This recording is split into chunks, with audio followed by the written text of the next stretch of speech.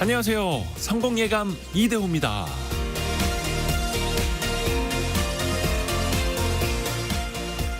지식은 책과 미디어를 통해 외부에서 얼마든지 얻을 수 있지만 지혜는 내 안에서 만들어가야 합니다. 내 안에 지식을 쌓고 거기에 경험을 얹고 생각에 힘을 가했을 때 비로소 지혜라는 보석이 만들어집니다. 그리고 내 안에 만들어진 지혜는 밖으로 꺼내야만 확인할 수 있는데요. 마음을 다스리고 현명하게 행동하는 것부터 인간관계를 원만하게 가져가고 재물을 다루는 것까지 판단과 행동으로 지혜로운 결과물이 나올 수 있죠. 지식은 밖에 있는 것이 안으로 들어오는 것이고 지혜는 안에 있는 것이 밖으로 나가는 것이다. 법정 스님의 말씀입니다. 밖에 있는 것을 내 안으로 들여 지식을 얻었다면 다시 그것이 나의 밖으로 나갈 때는 나와 다른 사람에게 더 도움이 될 수 있도록 지혜로운 말과 행동으로 꺼내야죠. 성공예감 이대호입니다. 출발합니다.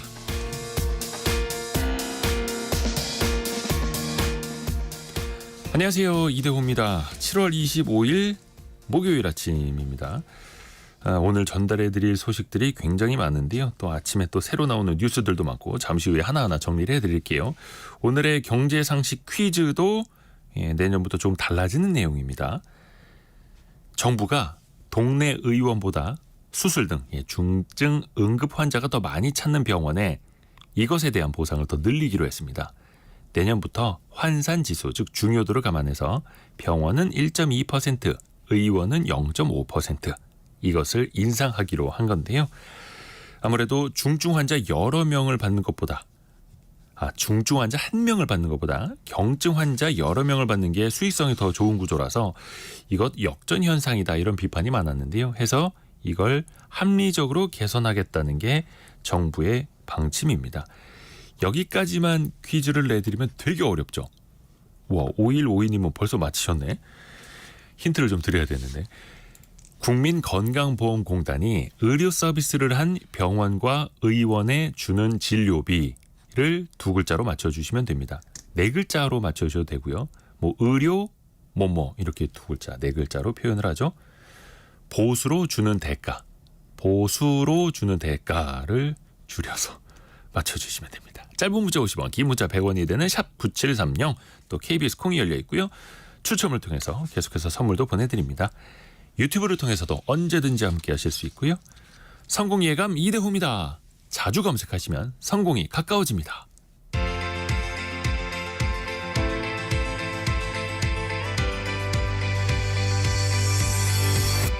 KBS 1라디오 성공예감 이대호입니다. 오늘의 경제 뉴스, 경제전파사 강예지 에디터와 함께합니다. 안녕하세요. 네, 안녕하세요. 우선은 조금 전에 나왔던 2분기 GDP 소식부터 제가 먼저 좀 정리를 해드릴게요. 앞에서 중간에 나가는 그 뉴스에서도 또 전달을 해드렸습니다만 지난 2분기 국내 총생산 GDP 성장률이 전 분기 대비 0.2% 마이너스를 기록을 했습니다. 그래서 분기 기준으로 직전 분기 대비 역성장을 한 게 1년 6개월 만이고요. 23년 1분기부터 올해 1분기까지 5분기 연속 이어진 플러스 성장 기조도 깨지기도 했습니다. 물론 1분기 때 1.3%나 굉장히 서프라이즈로 성장을 해서 그 역기저 효과도 있었던 걸로 보이고요. 민간 소비 그리고 승용차, 의류 등 재화 소비 부진으로 이 민간 소비 부분이 0.2% 감소했고 설비 투자도 2.1% 축소됐고 건설 투자도 1.1% 또 마이너스를 기록한 게 그 배경이 되기도 했습니다. 강예지 에디터랑은 증시 상황부터 체크해봐야 될 것 같아요. 좀 많이 흔들리죠? 네, 간밤에 미국 뉴욕 증시에서 주요 3대 지수가 일제히 하락 마감했는데요. 다우존스는 전날보다 1.25% 하락하며 거래를 마쳤고 S&P 500은 2.31% 그리고 나스닥은 3.64% 급락하면서 장을 마쳤습니다. 이 S&P 500과 나스닥은 지난 2022년 10월 이후에 낙폭이 가장 큰 하루였고요. 일부 거대 기술 기업, 빅테크들의 2분기 실적이 기대 기대치에 미치지 못하면서 실망한 매물들이 쏟아진 영향으로 풀이됩니다. 이 구글의 모회사 알파벳이 전날 장마감 후에 시장 예상치를 뛰어넘은 2분기 실적을 발표했는데요. 그럼에도 불구하고 5% 하락했습니다. 유튜브 광고 수익이 추정치를 밑돌았고요. 인공지능에 대한 투자가 전문가 예상을 뛰어넘은 것이 영향을 줬습니다. 이 밖에 메타 5.6%, 마이크로소프트 3.5% 등등 다른 빅테크 회사들도 하락했고요. 아마존과 애플도 2% 하락률을 보였습니다. 또 시장이 충격을 받았는데 일각에서는 뭐 강세장에서는 충분히 일어날 수 있는 일이다 하면서 좀 희망을 기대하는 목소리도 나오고 있고요. 우리나라 코스피랑 코스닥도 지금 하락 출발하고 있는데요. 네. 코스피는 1% 넘게 하락해서 2722.05, 코스닥은 1% 넘게 하락해서 801.42에 장을 시작했습니다. 코스닥은 800선에 걸쳐 있고요. 코스닥은 거의 올해 연간 상승률이 세계 꼴찌 수준입니다. 네, 안타깝게도 그리고 그렇습니다. SK 하이닉스가 지금 5%나 급락하고 있네요. 그래서 20만 원을 좀 이탈한 상황이고 삼성전자는 1.2% 떨어져서 8만 1,000원대까지 반도체 관련주도 많이 떨어지고 있습니다. 필라델피아 반도체 지수도 거의 5%나 밀리기도 했고요. 개별 기업들 보면은 구글이 5% 빠진 게 과거에는 AI 분야에 투자를 한 게 투자해야 돼 이랬다면 이제는 투자자들이 그 너무 큰 비용 아니야? 그만큼 다시 우리가 벌어들일 수 있겠어? 이런 또 의문들을 갖는 거고요. 테슬라가 또 12%나 폭락했습니다. 네, 5% 빠진 거에 비할 때가 아니죠. 테슬라가 12%나 떨어졌는데요. 이 투자자들이 이번 실적에서 자동차 매출 총 이익률을 좀 주시했는데 네. 규제 크레딧을 제외한 수치가 14.6%가 나와서 전분기 16%대에서 떨어졌고요. 월가 예상치에도 못 미쳤습니다. 또 순이익은 1년 전보다 45% 급감해서 15억 달러에도 못 미쳤고 또 8월에 공개하겠다던 로보택시도 10월 10일로 2달 이상 미뤄졌어요. 네. 그래서 테슬라 주가 12% 급락해가지고 215.99달러에 마감했습니다. 일론 머스크의 또 한마디가 되게 중요하잖아요. 어떤 이야기가 나왔습니까? 실적도 그렇지만 머스크의 설명에도 좀 실망한 분위기였는데 사실 이런 그 실적보다도 더 이제 주목받은 것이 머스크의 발언이었는데요. 실적 발표 컨퍼런스 콜에서 도널드 트럼프 전 대통령이 대선에서 승리해 인플레이션 감축법 IRA 법에 전기차 보조금을 폐지할 가능성에 대한 질문이 나왔습니다. 머스크는 이에 대해서 경쟁사에 치명적일 것이다. 테슬라도 약간 다치겠지만 장기적으로는 도움이 될 것으로 본다라고 밝혔는데요. 최근에 X 옛 트위터에서는 보조금 없애라. 테슬라에는 도움이 될 뿐이다라고 말하기도 했습니다. 이 IRA 법안은 조 바이든 행정부의 대표적인 성과로 꼽히잖아요. 이 IRA에 따라서 조건을 충족하는 전기차를 구매하면 최대 7,500달러, 우리 돈으로는 한 1,000만 원 정도를 세제 혜택을 주는 이런 전기차 보급을 좀 의욕적으로 추진하는 정책들이 많이 포진이 되어 있습니다. 반면에 트럼프 전 대통령은 전기차 장려책을 강하게 비판해왔고요. 집권하면 이런 정책을 끝내겠다라고 밝힌 바 있습니다. 그동안 상황을 좀 살펴보면 중국산 부품이 없어야 하는 등의 조건 때문에 일부 테슬라 모델은 이런 IRA 법안의 혜택을 보지 못했었고요. 만약에 트럼프 전 대통령이 재선에 성공해서 IRA를 폐지한다면 보조금 수혜를 보는 GM이나 포드 이런 경쟁사의 판매량이 큰 타격을 입을 수 있다라는 분석이 나왔어요. 근데 흥미로운 점은 최근에 트럼프의 이 전기차 반대 기류에도 큰 변화가 포착됐다는 점입니다. 네. 이 트럼프는 전기차가 훌륭하고 일론 머스크는 환상적이다라는 발언도 했고요. 입장이 돌변했죠. 그리고 머스크는 이번 대선에서 트럼프 전 대통령을 지지하고 있다라고 밝히기도 했습니다. 일론 머스크가 한 달에 620억 원 가까이 트럼프에게 지원금을 이제 쏠 수 있다 이런 네. 보도들 나오고 있잖아요. 물론 이제 본인은 확정이 된 건 아니다라고 하는데 일단 두 사람이 이제 좋은 말들 주고받습니다. 그리고 친환경차 보조금이 끊기더라도 테슬라는 굳건할 것이다. 네. 테슬라를 사는 사람들은 보조금 때문에 사는 게 아니다. 또 이런 자신감도 묻어 있고요. 네, 머스크뿐만이 아니라 월가에서도 사실 이런 분석을 하고 있더라고요. 수익성에 그렇게 큰 타격 입지 않을 거고 전기차를 이미 이제 그 점유를 하고 있기 때문에 오히려 이제 그 트럼프의 반 전기차 정책들이 GM이나 포드로 하여금 이런 경쟁사로 하여금 그 전기차를 만들 유인을 좀 없애주고 그게 오히려 테슬라의 반사이익으로 작용할 수 있다. 뭐 이런 분석들도 있더라고요. 그런데 다만 현재까지는 또 실적이 부진한 것도 사실이고요. 네. 일론 머스크가 SNS에 또 뭘 올리느냐도 되게 화제가 되고 있는데 네. AI 합성 영상을 올린 게 되게 화제가 되고 있어요. 네, 사실 일론 머스크랑 트럼프 대통령의 공통점이라고 볼 수는 있는데 그 네. SNS 영상이라든가 아니면 피드를 올리면서 자신의 의견을 계속 이제 피력하는 이런 건데요. 네. 인공지능 패션쇼를 위한 적절한 시기라면서 머스크가 영상을 업로드했는데 이 트럼프 전 대통령이 최근에 성추문 입막음 판결에서 유죄 판결을 받은 바 있잖아요. 근데 이 트럼프 전 대통령이 오렌지색 죄수복을 입고 수갑을 끊고 당당하게 런웨이를 걸어가는 영상입니다. 합성 영상. 네, 합성 영상. 반면 대선 후보에서 내려온 바이든 대통령은 휠체어를 타고 퇴장하듯이 나오고요. 대선 후보로 나온 카멜라 해리스 부통령은 해변에 마치 놀러 간 듯한 복장으로 나옵니다. 이 영상이 무려 1억 5천만의 조회수를 기록했고요. 또 머스크는 영화 매트릭스를 패러디해서 바이든 대통령이 쏜 총알을 트럼프 전 대통령이 이렇게 저렇게 피해가는 다른 영상도 올리고 이 영상에다가 최고의 인공지능 영상이다 이렇게 평가를 내리기도 했습니다. 머스크 CEO는 자신의 SNS는 물론 다른 어떤 인터뷰 등을 통해서도 트럼프 전 대통령 지지 의사를 명확히 밝히고 있는데요. 사실 트럼프 입장에서는 전기차 상위 기업을 이끄는 영향력 있는 CEO 일론 머스크의 이 지지를 마다할 이유가 전혀 없겠죠. 또 하나가 테슬라가 멕시코에 공장을 설립하느냐 이거 두고도 전망들이 좀 나오고 있더라고요. 어때요? 내용은? 네, 트럼프 전 대통령이 멕시코산 차에 100%에서 200% 관세를 부과하겠다라고 밝힌 바 있는데요. 머스크 CEO는 이에 대해서 멕시코에 투자하는 것이 타당하지 않다라고 하면서 대선 이후의 상황을 살펴봐야 한다라고 답했습니다. 이 테슬라의 멕시코 공장 계획은 이미 그동안에 좀 오랫동안 지연된 상태이기는 했어요. 근데 이제 머스크가 대선 결과에 따른 사업 결정을 명확히 언급한 어떤 초기 사례라는 점에서 외신들이 주목을 하고 있습니다. 기업들이 또 투자를 할 때 그 정책 불확실성까지 되게 감안을 해야 되니까 확정될 때까지는 또 딱히 움직이기도 어려운 거고요. 네.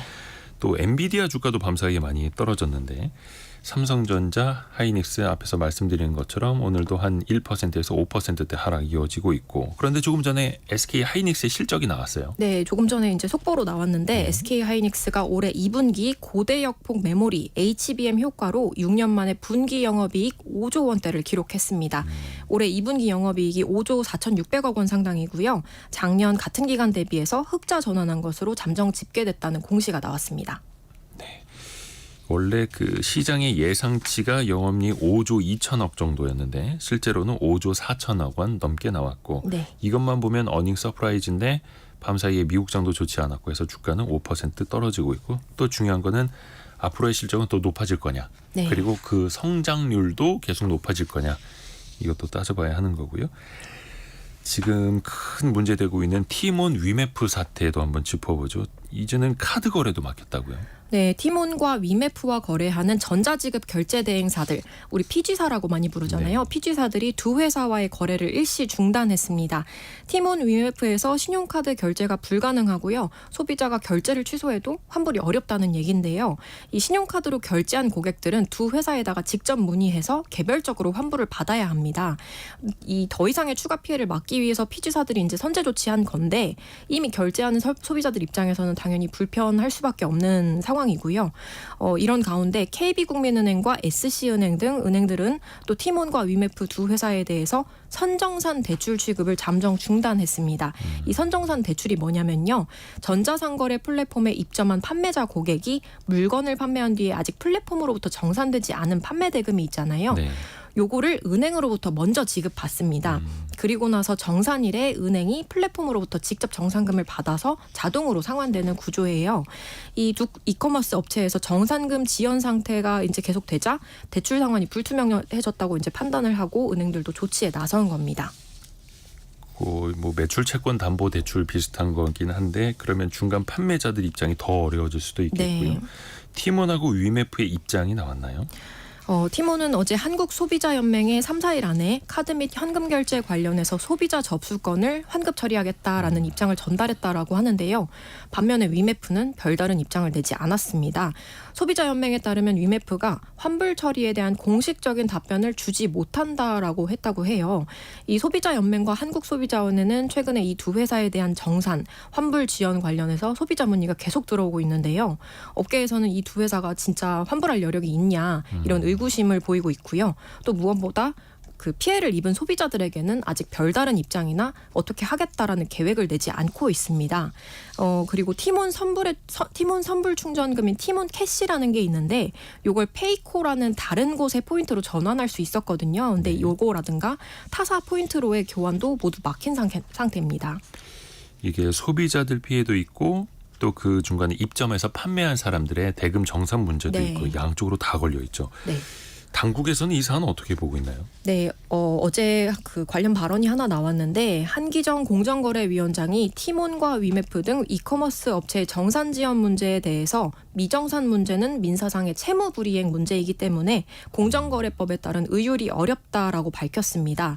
이 공정위는 정산 지연 사태로 이 두 회사의 모기업인 Q10의 현장 조사를 실시했는데요. 이 조사는 전자상거래법 위반 혐의에 대한 조사이기 때문에 정산 지연과 직접적인 관련은 없는 것으로 전해졌습니다.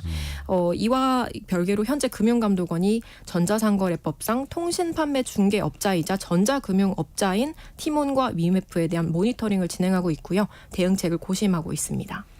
그러게요. 이게 또 민간 기업 사이의 채무, 부채, 채무 불이행 이런 문제이기 때문에 당국이 또 하나하나 개입하기도 또 어려운 면이 있고요. 보니까 지난 새벽까지 그 위메프나 팀은 그 구매자들이 위메프 본사를 찾아가서 네. 거기에서 환불을 약속받고 이런 경우도 또 있었더라고요. 한 3년 전쯤에 우리 머지 사태 예, 있었잖아요. 맞아요. 그거랑 굉장히 비슷한 양상을 보이고 있습니다. 당시에도 이제 소비자 환불론이 이어졌는데 결국에는 이제 소비자들이 중간에서 발만 동동 구르는 그런 상황이 상당 기간 좀 지속이 됐었어요. 또 팀원 같은 경우에도 본인들의 재무 상태가 매우 안 좋아지고 있음에도 상품권을 대폭 할인 판매하는 네. 약간 좀 도덕적으로 문제가 있던 그런 모습도 보였었죠. 자, 아마 내일 또 저희가 이 이슈는 다루게 될 것 같습니다. 자, 그리고 슈링크플레이션이라고 하죠. 제품의 양을 줄이는, 그러니까 가격을 올리는 대신에 제품의 양을 슬쩍 줄이는. 이거 소비자들이 사실은 잘 알아채기 어렵잖아요. 네. 정부가 규정을 강화한다고요? 네, 이 슈링크플레이션이라고 하는 것에 대해서 식품의약품안전처가 식품 내용량이 바뀌는 경우에 소비자 정보 제공을 강화하는 등의 내용을 담아서 식품 등의 표시 기준을 어제 개정 고시했습니다. 말씀하신 것처럼 이 제품의 가격은 그대로 둔 채 가격 인상 효과를 누리는, 그러니까 양을 줄여가지고 그런 효과를 누리는 건데요. 이 내년 1월 1일부터는 내용량이 전보다 줄어든 식품이라면 용량을 변경한 날부터 3개월 이상 기간 동안 제조, 가공, 소분, 수입하는 제품의 내용량과 함께 변경 사실을 표기하게 됩니다. 예를 들어서 제품의 내용량 변경 제품 100g에서 80g으로 감소 이런 식으로 표기를 해야 되고요. 소비자가 이걸 정확하게 확인하고 구매하도록 했습니다. 다만 업계 부담을 줄이기 위해서 출고 가격을 함께 조정해서 단위 가격이 오르지 않은 경우 또 내용량 변동 비율이 5% 이하면 표시 대상에서 제외해 주기로 했습니다. 양을 줄인 거를 3개월 동안은 표기하라. 네. 자, 그리고 요즘에 제로슈거, 그러니까 무설탕 제품 되게 인기잖아요. 네. 요것도 상세하게 공개를 해야 되는 게 생긴다고요? 네, 저희 방송에서도 여러 번 이제 요거 관련된 소식들 전해드렸었잖아요. 2026년 1월 1일부터 당류 대신 감미료를 사용한 식품에 제로슈거, 무당, 무가당 등의 강조 표시를 하는 경우에 네. 감미료 함유와 열량 정보를 함께 표시해야 합니다. 또 소비자가 명칭만으로 식품 첨가물의 용도를 인지하기 어렵다는 점을 고려해서 명칭과 용도를 같이 표시해야 하는 감미료의 숫자, 그러니까 범위가 늘어나게 되는데요. 예를 들어서 아스파탐 이러면 뭔지 잘 모르잖아요. 네. 근데 아스파탐 옆에 감미료 이런 식으로 표기를 하게 되는 겁니다. 네, 그리고 또 아기 과자나 아기 치즈 같이 영아나 유아를 섭취 대상으로 표시해서 판매하는 식품에는 2026년 1월 1일부터 영유아용 식품임을 표시해야 하는데요. 현재 영유아용 식품은 별도의 기준과 규격을 정해서 관리하고 있다고 해요. 근데도 제품에 영유아용 표시가 없어서 소비자가 제품을 구매할 때 어려움이 있었거든요. 근데 이제는 안전하게 영유아용 식품이구나 이런 것을 확인하고 안심하고 구매할 수 있게 됐습니다. 네. 그리고 박현주 님이 조금 전에 글 하나 올려주셨는데요. 위메프에서 판매하던 분이네요. 소상공인 판매자들은 2달 뒤에 판매 대금을 정산받는데 못 받을 경우 이럴 땐 어떻게 민사적으로 받을 수 있을까요? 결국은 그렇게 갈 수밖에 없을 것 같습니다. 그러니까 위메프나 티몬에서 자발적으로 자본을 조달을 해서 이거 당연히 본인들이 갚아야 할 채무니까 네. 갚아드려야 할 텐데 또 그들 회사에 네. 여력이 있는지, 그리고 이번에 모기업인 큐텐, 네네, 큐텐. 뭐 구영배 대표도 귀국을 해서 살펴보고 있다고 하니까 그들 스스로 이게 정리가 가능한지. 근데 뭐 돈이 있어야 줄 수 있는 거라서 네. 이게 상당히 좀 복잡한 문제입니다. 일단은 저는 금융감독원에서 살펴보고 있다고 했고 네. 그 법상에 이제 그 금융감독 당국의 어떤 그 감시 안에 있는 거라면 감독 당국도 어느 정도의 대응책은 좀 내놓으라고 좀 압박을 한다거나 아니면 방향을 제시하지 않을까 이런 기대해 볼 수 있지 않을까 싶습니다. 그렇죠. 진짜로 만약에 돈이 없어서 그런 문제라면 또 임직원들의 또 급여 같은 게 또 밀릴 수도 있으니까 네. 살펴볼 부분이 굉장히 많습니다. 자, 오늘 경제전파사 강예지 에디터 함께했습니다. 고맙습니다. 감사합니다.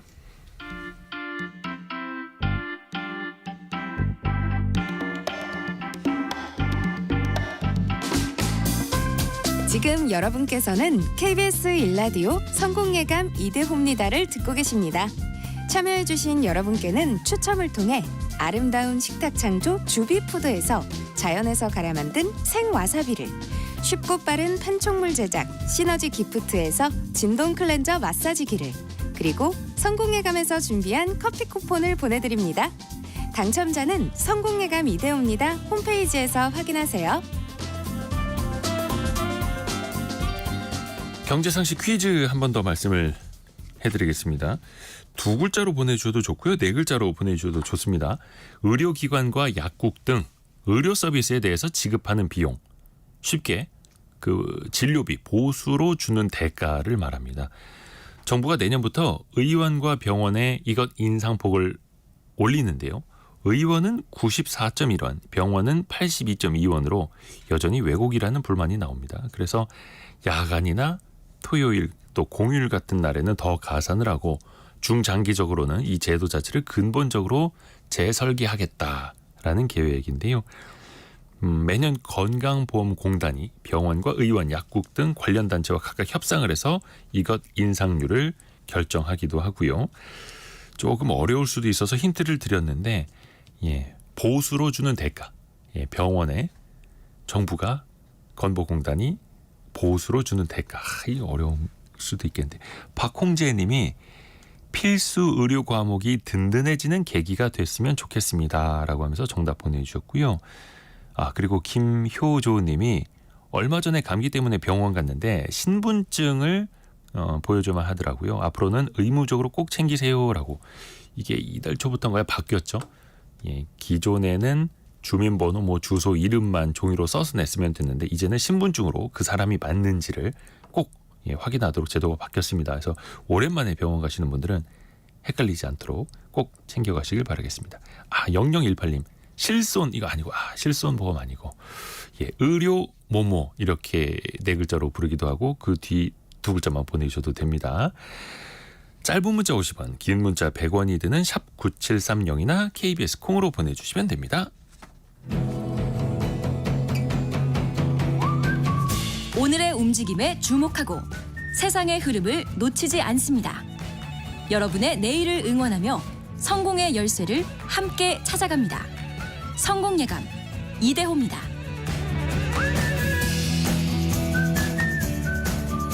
여러분은 보험 상품 몇 개나 갖고 계십니까? 그 건강보험공단 자료를 보니까요. 2020년 기준으로 한 가구당 평균 5개의 민간보험을 갖고 있고요. 매월 28만 원가량의 보험료를 내고 있다고 합니다. 또 이것저것 가입하다 보면 나도 모르게 막 겹치는 것들이 있거든요. 그게 또 손해가 될 수도 있어요.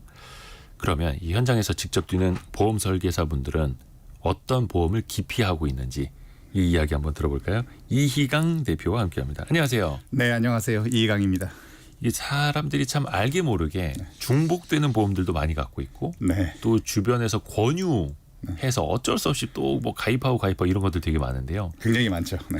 어떻게 관리해야 되는지 우선은 어떤 보험이 있는지부터 파악을 하는 게 일단은 출발이겠죠. 네, 그렇죠. 네. 어떻게 해야 됩니까? 방법 좀 알려주세요.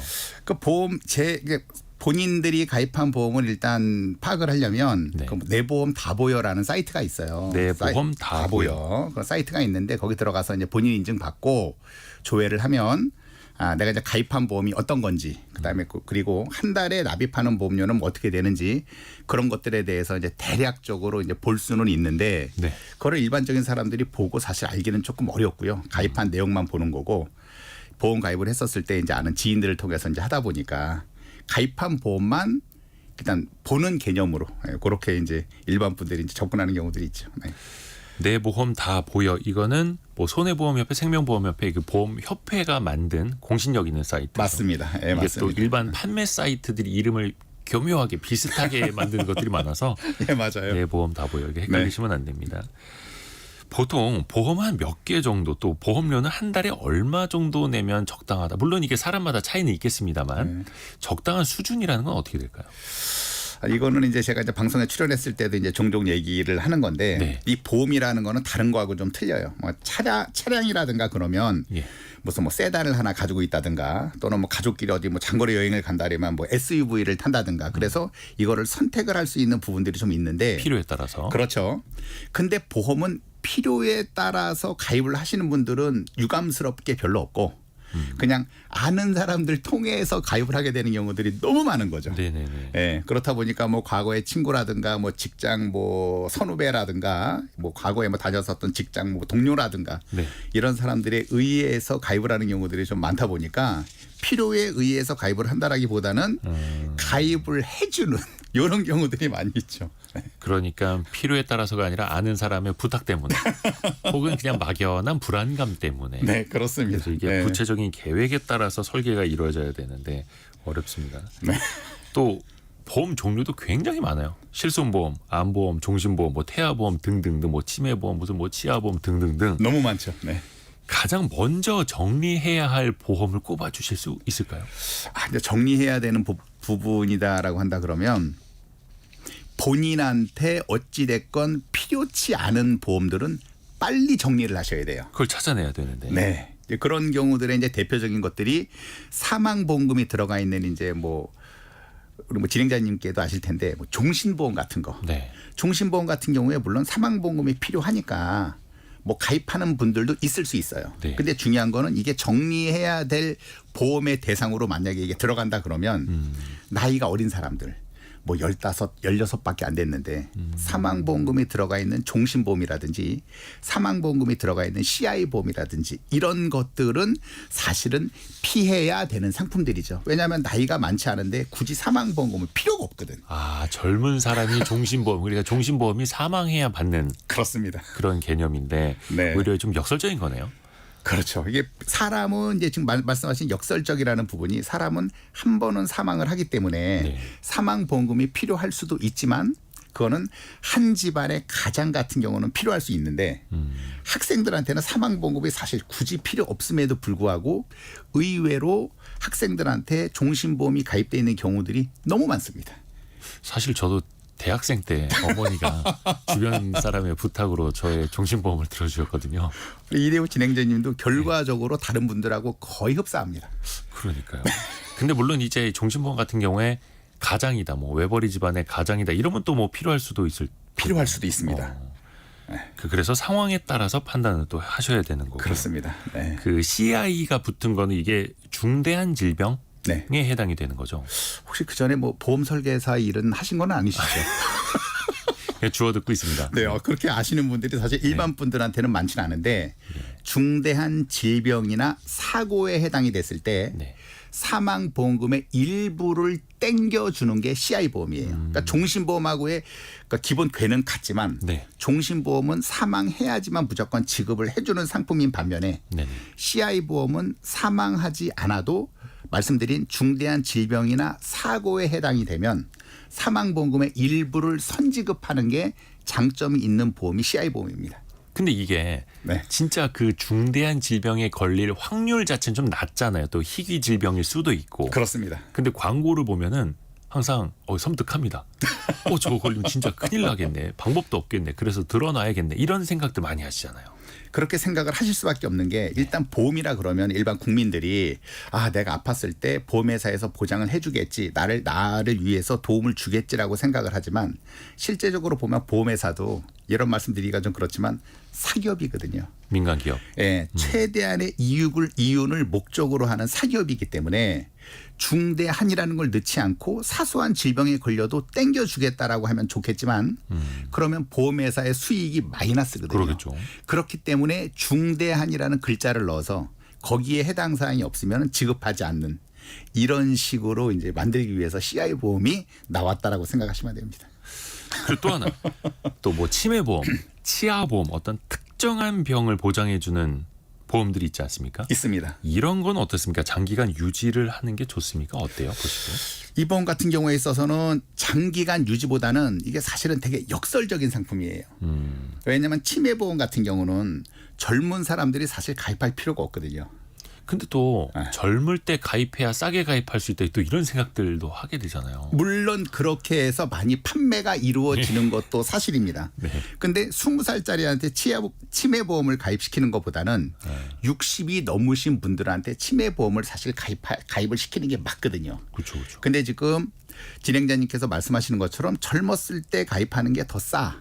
나중에 나이 먹고 가입하면 비싸니까 미리미리 가입하자라고 해서 많이 판매가 됐었던 게 치매보험인데 제가 이제 보험 설계사로서 판매하는 입장에서 봤을 때는 치매보험은 60대가 넘어서 가입해도 크게 늦지 않는다. 근데 반면에 치아보험 있지 않습니까? 네. 치아보험도 보면은 나이 먹어서 이빨이 빠지고 안 좋아지니까 어렸을 때부터 가입해라고 해서 나이가 어린 친구들인데도 치아보험 가입한 사람이 많거든요. 네네네. 근데 이거는 아주 잘못된 겁니다. 오히려 어떻게 보면 맞을 수도 있는 얘기지만 이게 왜 결과적으로 틀리는 얘기냐면 치아보험 상품은 무조건 갱신형으로만 돼 있어요. 5년 또는 10년마다 보험료가 올라가는 구조로 돼 있거든요. 그렇기 때문에 15살이나 20살 때 못을 씹어 먹어도 이빨이 상하지 않는 나이에 가입을 해놓으면 예. 혜택은 못 보면서 5년마다 또는 10년마다 올라가는 보험료를 계속 내야 되기 때문에 이거는 무조건 마이너스입니다. 그러니까 싸다고 그 싼 금액에 머물러 있는 게 결코 아닌 거네요. 아닙니다.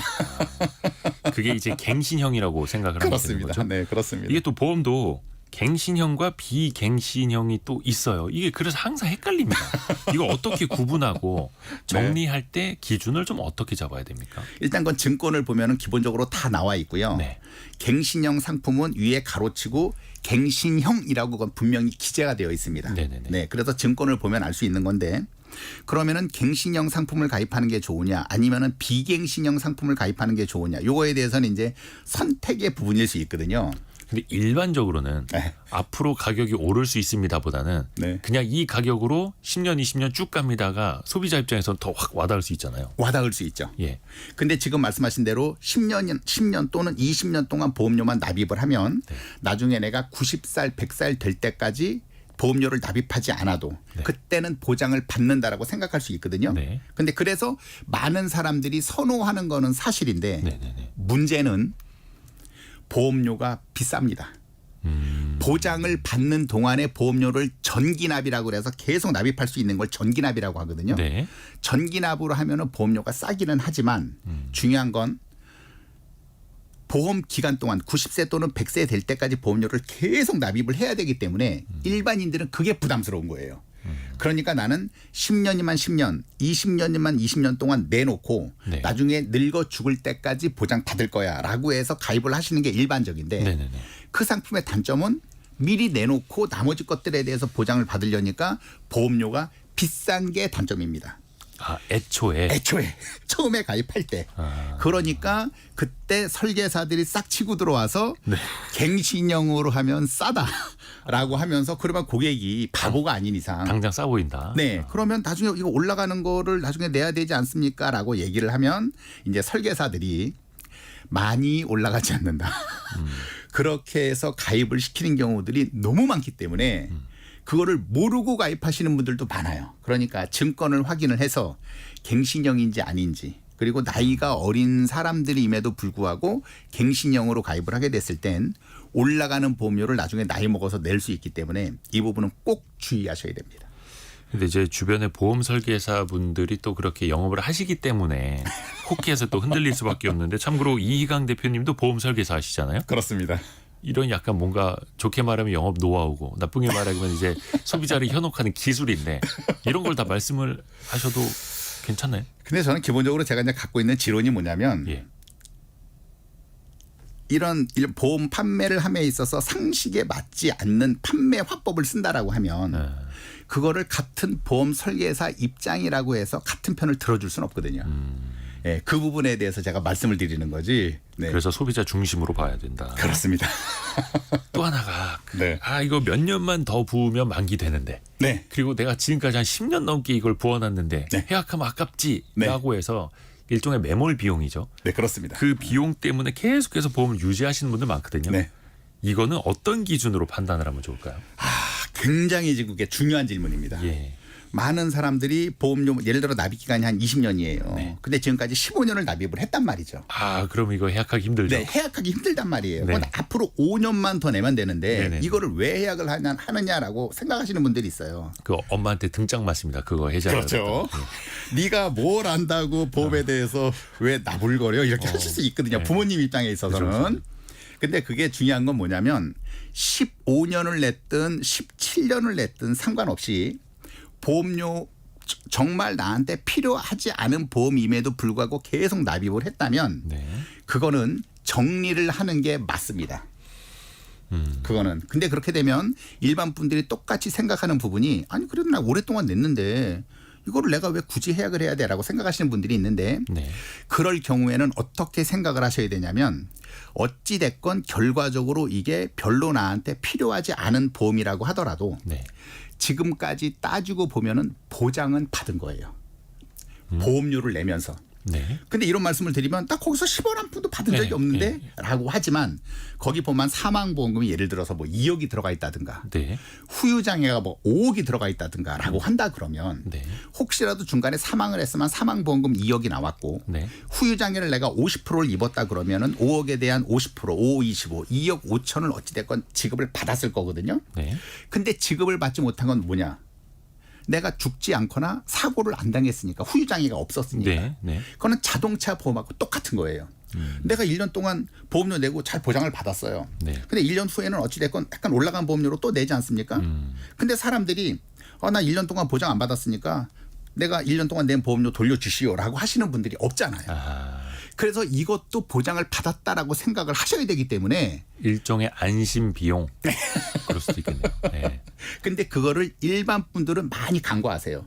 나 이거 15년 동안 내면서 10원 한 장도 못 받는데 당신이 뭔데 이걸 보장받았다고 얘기를 해라고 하지만 그거는 사고가 없었기 때문에 그런 거지. 그러면 앞으로 3년이고 5년이고 보험료를 이 보험을 위해서 낼 거냐라는 걸 놓고 봤을 때 불필요하다라는 보험이다라고 한다 그러면 3년이나 5년 동안 이후에 내는 거는 이거는 낭비거든요.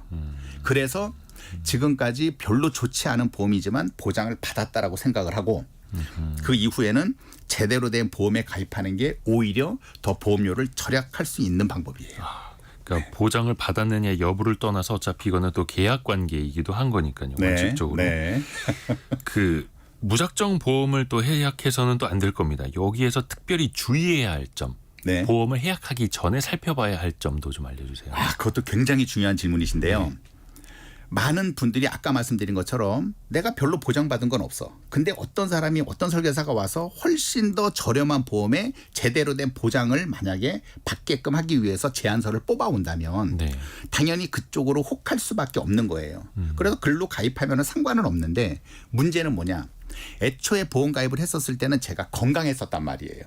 그래서 그 이후에 어떤 보험을 가입해도 사실은 상관없다 그러면 그거는 문제가 안 됩니다. 네. 근데 애초에 가입했을 때는 건강했는데 중간에 고혈압도 생기고 당뇨도 생기고 병원에 뭐 입원도 많이 하고 수술도 많이 했어요.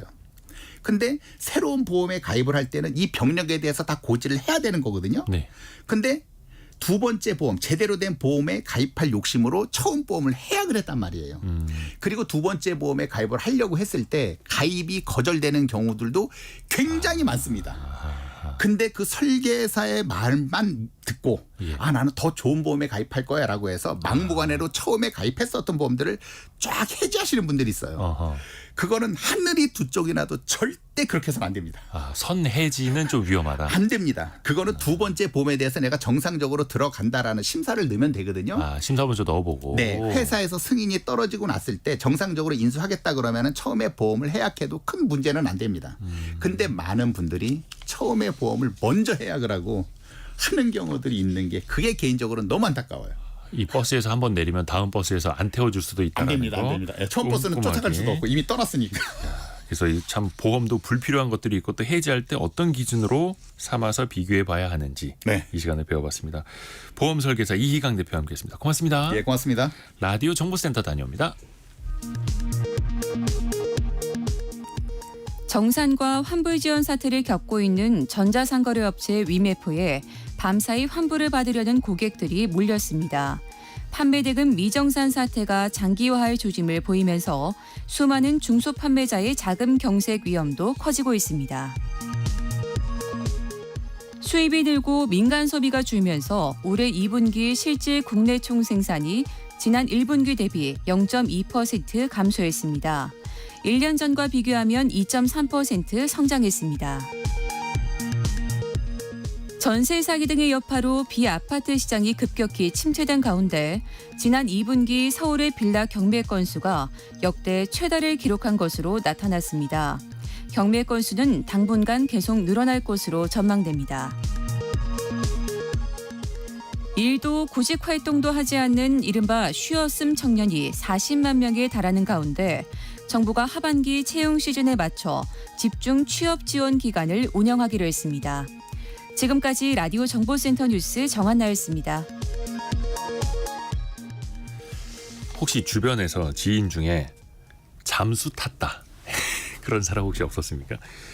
사고 쳐놓고 모르쇠로 일관하거나 연락도 안 받고 무슨 문제 생기면 잠수 타버리는 사람들, 일명 회피형 성격 유형이라고 하는데요. 주변에 있을 수도 있고 이게 나의 이야기일 수도 있습니다. 또 이런 사람하고는 또 어떻게 관계를 해야 하는지 심리학 개론 시간에 들어보시죠. 연세대 이헌주 연구교수와 함께합니다. 교수님 안녕하세요. 네, 안녕하세요. 뭐 저희 집은 아닙니다만 이제 부부 싸움 할 때 한 사람이 그냥 말하다가 나가버리거나 네, 문 닫고 들어가 버리거나 이런 사람들 있지 않습니까? 그렇죠. 아니면 또 막 얘기하다가 그냥 자리를 떠버리는 사람들은 네. 왜 그러는 걸까요? 원래 사람이 불안하고 두려워질 때는 세 가지의 방식이 있어요. 예를 들어서 네. 남편이 8시까지 안 들어와요. 예. 그러면 이 인간이 분명히 나한테 6시까지 들어오기로 했는데 왜 안 들어오나. 약속 시간. 네, 근데 뭐 11시가 다 돼서 들어오는 거예요. 네네. 그러면 이제 아내가 너무 화가 나서 막 소리를 지르고 왜 그러냐고 막 그럴 수도 있죠. 네. 근데 남편분은 거의 눈도 안 마주치고 갑자기 방문 닫고 확 들어갈 수도 있죠. 네. 아이들은 되게 두려워서 이불 속에 숨어서 가만히 있을 수 있죠. 네. 엄마 아빠 싸운다 하면. 그렇죠. 그러니까 불안과 두려움이 있을 때 어떤 사람은 약간 싸우려는 패턴이 있고 네. 예민해지고 공격적인 패턴도 있고요. 또 어떤 사람은 회피적이고 좀 피하는 그 자리를, 그리고 어떤 사람은 좀 버티고 얼어붙는 패턴들도 있죠. 회피적인 투가 많으신 분들은 사실 내면에 좀 두려움도 많고요. 그중에서 가장 핵심적인 키는 부정적인 평가입니다. 부정적인 평가요? 네, 타인이 나에 대해서 부정적인 평가를 할 것이다. 그러니까 자기가 어떤 부정적인 평가를 받을 것이라고 하는 건 자기 내면에 자신의 핵심 신념 안에 자신에 대한 비난의 메아리들이 되게 많을 수 있어요. 예를 들자면 나는 잘 못해. 나는 무능해. 누가 나를 좋아하겠어? 약간 이런 부분들이 있는데 그런 생각이 있는 어떤 너비 안에서 자신에 대한 비난의 평가가 있을지도 모른다고 하면은 그 자리를 얼른 피하는 그런 패턴이 있는 거죠. 혹시 청취자분들 중에 그런 성향이 있으시다면 네. 예, 샵 9730으로 글을 좀 올려주세요. 네. 저희가 같이 또 이현주 교수와 이야기를 나눠볼게요. 네. 그러면 어떤 성향, 어떤 성격이 주로 이런 회피형 인간이 될까요? 일단은 사람의 기질이나 성격적인 측면 안에서 예. 어떤 면에서는 막 버티고 막 밀고 나가고 막 자기도 공격하고 이렇게 하는 사람들도 있는데 네. 어떤 사람들은 그냥 그 자리를 그냥 벗어나는 거에서부터 안도하는 분들도 계십니다. 아, 그냥 그 벗어나는 게 마음이 편한 거예요. 네, 예를 들자면 내가 등교를 해야 돼요. 근데 등교해야 되는데 정말 좀 자기가 좋아하지 않는 친구들이 있고 거기에서 별로 좋아하지 않는 그런 갈등의 문제들이 좀 숨어 있어요. 네. 그럼 내가 이번에 가서 제대로 내가 한번 내 주장 좀 해보리라 이렇게 하면서 가시는 분도 계시지만 그렇죠. 그냥 등교를 거부하는 애들도 있고요. 학교뿐만 아니라 사람들과의 만남도 회피하고요. 회사도 나가는 게 너무 힘들고요. 이런 부분들이 있고 그 안에는 항상 이런 것들이 있죠. 사람들이 날 무시하지 않을까? 사람들이 날 좋아하지 않을 것 같은데 여기가 내가 끼는 자리가 맞나? 계속 이런 생각을 하다 보니까 네. 사실 회피성을 가지고 계신 분들이 일에서 회피가 많다고 생각하시는데 예. 물론 그것도 있지만 본질은 인간관계에서의 만남에 회피가 더 중심이다. 이렇게 말씀드릴 수 있겠네요. 인간 관계에서의 만남의 회피. 네. 그래서 왜 잠수 탄다, 네. 동굴로 들어가 버린다 이렇게도 표현을 하잖아요. 네. 근데 이게 진짜 주변과 아예 관계를 끊으려는 의도일까요? 사실 뭔가 이제 이 사람들과 손절하려고 하는 그런 토대라기보다는 예. 자신이 느낀 어떤 불쾌한 감정, 그러니까 예를 들자면 좌절감, 분노, 어색함, 소외감 이런 것들이 있을 때 그것에 대해서 견디는 힘이 좀 부족할 수 있다라고 말씀드릴 수 있겠네요. 아, 내가 다 손절해야지, 저 사람들 다시 만나지 말아야지가 아니라 네. 본인 스스로 그걸 견디기 어려워서 숨는 거네요. 그렇죠. 그러니까 손절해야지, 다른 사람 내가 다시는 만나지 말아야지. 이거는 결과죠. 사실 그런 감정을 느끼지 않으려고 내가 손절이라는 생각을 하게 될 수 있다. 이렇게 말씀드릴 수 있겠네요. 근데 그런 어려운 상황에서 당장은 숨어버리고 도망치고 피할 수 있더라도 네. 이게 어찌됐든 간에 나중에 사회생활을 해야 되니까 네. 좀 더 후폭풍을 만날 수도 있잖아요. 손해를 볼 수도 있고. 네. 사실 회피적인 사람들이 가지고 있는 가장 큰 문제가 바로 그거예요. 왜냐하면 사람들에게 이렇게 회피를 하고 그 자리를 그냥 안아버리고 약속을 자꾸 깨고 이러시면은 예. 주변 사람들이 어떻게 생각하냐면 이 사람에 대해서 책임감이 없나? 내가 싫은가? 약간 이런 생각을 할 수 있어요. 그러면 주변 사람들이 더 안 찾게 되죠. 그럼 자기는 더 고립이 심해지고요. 심지어 회피적인 사람들은 보통 적극적이지 않고 수동적인 면들이 많아서 더 안 나가게 되죠. 그러니까 문제는 회피적인 사람들은 보통 관계 욕구가 없는 게 아니라 사실 관계 욕구가 상당히 있는데도 불구하고 부정적 평가 때문에 그것을 안 하시는 거거든요. 아, 내가 같이 어울리고는 싶고 네. 같이 프로젝트도 같이 하고 싶은데 네. 부정적인 평가가 무서워서 숨는. 그렇죠. 근데 사람들이 그럼 나를 더 안 찾으니까 어떻게 보면은 좀 악순환의 고리가 더 형성된다고 말씀드릴 수도 있겠네요. 그렇죠. 주변에서 자꾸 막 연락 안 받고 네. 자기 불리할 때는 연락 끊고 네. 그래 버리면은 섭섭하죠. 네. 그럴 수 있죠. 그러게. 근데 이게 스스로 좀 바꿔보는 방법도 있을까요? 예를 들어서 본인이 이제 이런 회피형이다. 네. 내가 연락을 자주 일부러 피하거나 네. 잠수를 타거나 이런 습관이 좀 있다라는 분들은 네. 어디서부터 좀 돌아보면 좋을까요? 일단 우리가 너무 두렵고 하다 보면 눈을 감게 되잖아요. 그리고 눈을 감으면 우리가 숨바꼭질할 때 눈을 감으면 예. 좀 안심은 되는 것 같지만 사실 그게 근본적이지 않잖아요. 내가 눈을 감는다고 해서 상대가 내가 안 보이는 건 아니잖아요. 어린 아기들은 자기 머리만 숨기면 이제 숨바꼭질을 다 숨었다 생각하듯이. 그렇죠. 그러니까 책임을 져보고 견디는 것도 작은 것부터 시작해보는 것이 좀 도움이 될 수 있습니다. 그러니까 자신이 막 되게 비난을 주고 그렇지 않은 사람들로부터 뭔가 그런 관계 안에서 자기가 작은 것도 해보고 예. 또 그런 선택에 대한 어떤 결과에 대한 책임도 자기가 조금씩 져보는 습관. 그리고 더 나아가서 약간 전문적인 개입에서는 자신 안에 어떤 비난의 메아리들이 있다고 그랬잖아요. 어떤 핵심 신념이 있다고 그랬잖아요. 네. 그런 것들에 대한 과도하고 비합리적인 생각을 바꾸는 그런 개입도 있습니다. 어떻게 예를 들어서 사람들이 나를 진짜 그 자리에서 싫어했던 게 맞나? 사람들이 정말 나를 무능하다고 보는 게 맞나? 이 생각 자체를 따져 묻는 거죠. 아, 그거를 상대방한테 너 정말 그때 나 미워서 그랬던 거야? 라고 물어보라는 거예요? 아니죠. 만약에 기자님께서 그런 부분들에 대한 생각이 있으시다면 네. 예를 들어서 영숙이라고 하는 사람이 예. 기자님에 대해서 굉장히 막 무능하다고 보는 것 같다라고 기자님이 생각을 하고 계시다면 네. 그 생각이 과연 정당한가? 네. 만약 그 생각이 맞다 하더라도 너무 과도한 건 아닌가라는 것을 반문할 수 있는 힘이 좀 개입해서 있을 수 있다는 거죠. 그러니까 그러면은 반문할 수 있는 힘은 뭐 어떻게 행동을 해봐야 돼요? 뭐 가장 좋은 것 중에 하나는 뭐냐면 사실 상담 개입이 제일 좋긴 한데 예. 혼자서 해볼 수 있는 개입 중에 하나는 뭐냐면 네. 예를 들어서 우리 기자님이 오늘 어떤 사람들에게 점심을 같이 먹자고 했어요. 내가 산다고 그랬어요. 예. 근데 사람들이 점심을 같이 안 먹고 다른 데로 뭐 약속이 있다고 하면서 간 거예요. 예. 서운할 수 있잖아요. 그런 특정 사건을 일기로 한번 적어보는 겁니다. 그리고 그때 내가 너무나 좀 차갑고 너무나 사람들이 나를 좀 싫어한다는 느낌을 받았어요. 근데 그것을 한번 적어보고 내가 이렇게 생각한 게 10점 만점에 10점의 거절감이라면 그게 네. 과연 그 정도의 거절감을 사람들이 준 게 맞나? 저 사람들이 바빠서 그랬던 건 아닐까? 저 사람들이 실제로 선약이 있어서 그랬던 건 아닐까? 이런 것을 숙고할 수 있는 힘, 이런 것의 시간의 너비 속에서 이것을 반복하는 것은 자신의 과도한 생각, 비합리적 생각을 좀 바꿀 수 있는 힘이 되기도 합니다. 아하. 그리고 2612님이 제 아들이 32살인데 회피적이어서 힘듭니다. 도대체 얘기를 하려면 슬그머니 자기 방으로 들어가 버려요. 네. 조만간 이제 독립을 한다고 하는데 또 걱정이라고 보내주셨고 0221 쓰시는 분께서는 8살 둘째 자녀가 회피형입니다. 유유 이렇게 보내주셨고요. 네. 이 자녀가 이럴 때는 어떻게 해야 됩니까? 이게 뭐 그냥 사회생활하면서 만난 사람도 아니고. 우리가 결론은 아까 이런 거잖아요. 다른 사람들로부터 내가 부정적인 평가를 받을까 봐 회피하는 거잖아요. 그렇잖아요. 네네네. 그렇다면 반대로 말하자면 내가 다른 사람들로부터 긍정적 평가를 자꾸 받게 되면 사실은 회피가 좀 줄겠네요. 네네네. 그리고 그 영향력에 원해서 자신의 영향력에 원해서 가장 핵심은 보통 가족이죠. 그러니까 가족 관계 안에서 얘를 너무 칭찬해주면 오만하지 않을까? 아니에요. 회피적인 분들은 오히려 너무 부정적인 그런 메아리들이 많기 때문에 긍정적 메아리들을 의도적으로 심어주는 것이 필요합니다. 그러니까 우리 아이가 작은 것을 해도 굉장히 환대해주고 그리고 우리 아이한테 뭐 저녁 먹으러 가자고 할 때도 저 그냥 싫어요. 저 그냥 집에 있을게요. 그럴 때 야 너는 꼭 가족끼리 이렇게 식사할 때 그러더라. 이게 아니라 너랑 같이 꼭 먹고 싶어서 그러는 거야. 자존감을 항상. 살려주고. 그렇죠. 내 의도가 무엇인지 너와 연결하고 싶어서 그런다라는 것을 자꾸 환대의 시각에서 보여주는 것이 훨씬 더 나을 수 있다. 이렇게 말씀드릴 수 있겠네요. 2612님도 아들한테 야 일로 와봐. 너 얘기 좀 하자. 엄마랑 얘기 좀 하자. 아빠랑 얘기 좀 하자. 이렇게 할 게 아니라 네. 네 생각을 들어보고 싶어서 그런 거야. 이런 식으로 좀 자존감을 살려주는 대화법이 되게 중요하겠네요. 만약에 초등학교 1학년 아이하고 얘기할 때 친구들하고 어떠니 뭐 과제는 잘하고 있니 어떠니 이거보다는 자신이 초등학교 1학년 때 얘기를 좀 해보는 것도 도움이 돼요. 아빠는 초등학교 1학년 때 조금 위축되고 약간 내향적인 면이 좀 있었다.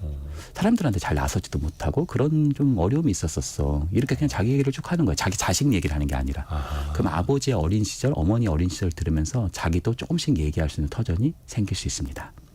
아빠도 어릴 적에 맞았어. 괜찮아. 뭐 이런 식으로도 먼저 네. 편하게 대화를 이어가고. 네. 그러니까 주변 사람이 이런 성향에 있을 때 마냥 부정적으로만 볼 게 아니라 서로가 자존감을 높여주고 네. 회피형을 이 동굴 속에서 꺼낼 수 있는 방법이 확실히 있는 거네요. 자신의 무대가 생기고 긍정적인 무대가 생기면 거기 안에서 춤과 노래와 자신의 어떤 숨어있는 가능성들을 펼쳐볼 수 있는 그런 터전이 생긴다. 이렇게 말씀드릴 수 있겠네요. 그래서 인간관계도 배워야 됩니다. 네. 심리학기론 연세대 이헌주 연구교수 함께했습니다. 고맙습니다. 네, 감사합니다. 저희가 2부에서는요. 김경필 머니 트레이너와 함께 돌아옵니다. 돈줄 상담소가 기다리고 있고요.